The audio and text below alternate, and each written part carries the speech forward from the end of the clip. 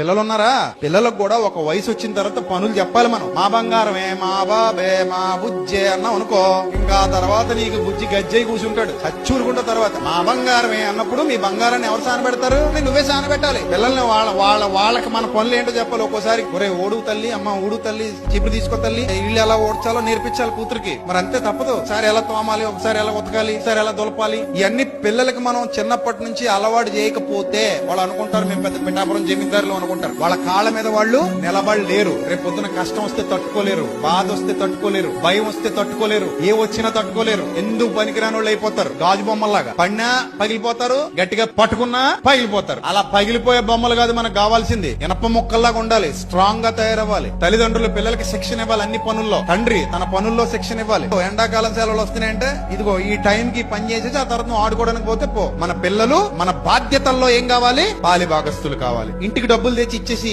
వాడేసుకోండి అనడం కాదు. ఆ డబ్బు ఎలా వస్తుందో కూడా పిల్లలకి చెప్పాలి. అది ఎలా ఖర్చు పెట్టాలో నేర్పించాలి. అది ఎంత కష్టపడితే వస్తుందో చెప్పాలి. మన కుటుంబం ఎలా నడుస్తుందో చెప్పాలి. వాళ్ళ విషయంలో ఎందుకంత తాపత్రయపడుతున్నాం,